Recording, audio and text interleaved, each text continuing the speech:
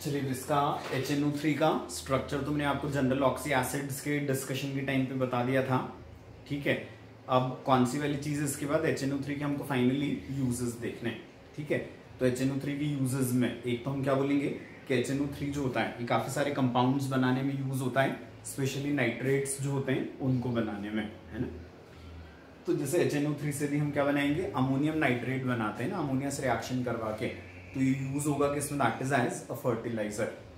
ठीक है, तो HNO3 का एक यूज जो होता है वो क्या बनाने में होता है, तो हम बोलेंगे अमोनियम नाइट्रेट बनाएंगे हम इससे, और अमोनियम नाइट्रेट जो होता है ये क्या रहेगा, तो हम बोलेंगे that is used as a fertiliser.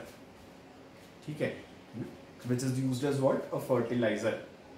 ठीक है, फिर इसके बाद हम कौन सी चीज बोलते हैं कि दूसरे नाइट्रेट्स भी इससे और बनाए जाते हैं जिनको यूज करते हैं अपन किसमें, that is as explosive and in pyrotechnics. ठीक है, कौन सी चीज हमने बोली कि HNO3 से क्या भी बनाए जाते हैं कुछ, और नाइट्रेट्स भी बनाए जाते हैं। ठीक है, इन नाइट्रेट्स का यूज कहाँ पर होता है, तो हम बोलेंगे इनका यूज होता है किसमें, that is as an explosive, या एज एक्सप्लोजिव्स, और किसमें, पायरोटेक्निक्स में, है ना। पायरोटेक्निक्स का मतलब क्या होता है, तो एक तो हम बोलेंगे जैसे कि फायर वर्क में जो केमिकल्स यूज होते हैं, ठीक है ना, वहां पर, या फिर हम बोलेंगे सेफ्टी मैचेस बनाने में, ठीक है ना, तो इनमें भी किसका यूज होता है, दैट इज ऑफ नाइट्रेट्स का यूज होता है ना। तो क्या बोले हमने कि नाइट्रेट्स किस में यूज होंगे, that is in pyrotechnics and in manufacturing of explosives. समझ आ गई बात ये, है ना। कौन सी चीज होती है, नाइट्रोग्लिसरीन, है ना, ऑर्गेनिक कंपाउंड्स के ऊपर भी HNO3 ट्रीटमेंट से, है ना, क्या बनते हैं, एक्सप्लोजिव्स बनते हैं, है ना। कि जैसे टॉलिन जो है, ठीक है, टॉलिन से क्या बन जाएगा, तो हम बोलेंगे टॉलिन का नाइट्रेशन करवाने पर TNT बनता है। ठीक है, या बेंजीन के नाइट्रेशन से TNB बनता है, ट्राइनाइट्रोबेंजीन, दोनों ही क्या होते हैं, एक्सप्लोजिव्स होते हैं। ठीक है, या ग्लिसरॉल जो होता है उसका कॉन्सेंट्रेटेड HNO3 ट्रीटमेंट क्या दिलवाएगा, तो हम बोलेंगे उसके कॉन्सेंट्रेटेड HNO3 ट्रीटमेंट से नाइट्रोग्लिसरीन बनता है, ये भी क्या रहेगा, तो हम बोलते हैं ये भी एक एक्सप्लोजिव होता है ना। तो ऑर्गेनिक कंपाउंड्स के साथ इसका जब हम ट्रीटमेंट करवाएंगे, तो ऑर्गेनिक कंपाउंड्स के साथ इसके ट्रीटमेंट पर, है ना, फॉर्मेशन हो जाएगा किसका, तो हम बोलेंगे कुछ एक्सप्लोजिव्स बन जाते हैं, है ना। एग्जांपल्स हमने क्या क्या बोले, नाइट्रोग्लिसरीन जब ग्लिसरॉल से ट्रीटमेंट होगा, बेंजीन के साथ क्या बन जाएगा, दैट TNB, ट्राइनाइट्रोबेंजीन, टॉलिन के साथ क्या बन जाता है, दैट ट्राइनाइट्रोटॉलिन। समझ आ गई बात ये, है ना। इसके बाद फिर अगला यूज जो रहेगा वो कौन सा होता है इसका, तो हम बोलेंगे that is pickling of stainless steel, है ना। स्टेनलेस स्टील की क्या करवाएगा, पिकलिंग करवाता है।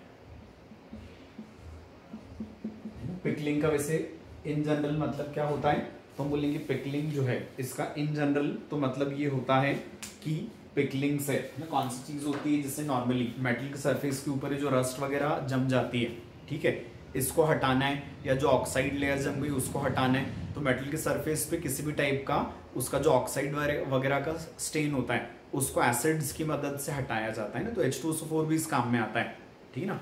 जिंक वगैरह की क्या करवाएंगे, पिकलिंग उसी तरीके से करवाते हैं, ठीक है ना। तो हम कौन सी चीज बोलते हैं, पिकलिंग मतलब क्या है, मेटल के सरफेस पे जमी हुई कोटिंग को हटवाना, ठीक है। और नॉर्मली एसिड्स ये वाला काम करते हैं, ठीक है। तो जैसे स्टील जो होती है उसके रिपीटेड यूज से, ठीक है ना, क्या हो जाएगा उसके ऊपर, जैसे स्टील में निकल या क्रोमियम इस टाइप के मेटल्स और डाले जाते हैं ना, क्योंकि स्टील क्या होती है, बेसिकली एन अलॉय, ठीक है। तो क्या हो जाएगा, स्टील रिपीटेड यूज से धीरे धीरे खराब होती जाती है, ठीक है।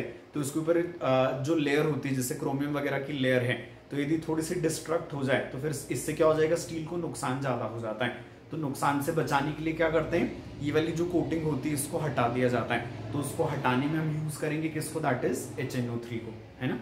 तो केमिकल ट्रीटमेंट से मेटल के सरफेस पर से क्या करना, हार्मफुल कोटिंग्स को हटाना, ठीक है ना। ये क्या कहलाता है, this treatment is called pickling.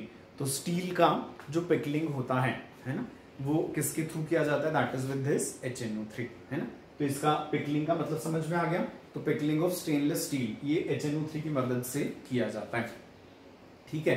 और कौन सी चीज हो जाएगी, इसको रॉकेट फ्यूल्स में एज एन ऑक्सीडाइजर भी यूज करते हैं, है ना। HNO3 जो होगा तो हम बोलेंगे ये कहाँ पे भी यूज होगा, तो हम बोलेंगे ये, है ना, रॉकेट फ्यूल्स में एज एन ऑक्सीडाइजर भी यूज होता है, ठीक है। और मेटल्स का जो ईचिंग होता है ना, इट ईचिंग मतलब उसके ऊपर डिजाइन्स डालना, ठीक है ना। तो इट इज ईचिंग, ETCHING, है ना। ईचिंग ऑफ मेटल्स जो है ये भी हम इसके थ्रू कर सकते हैं,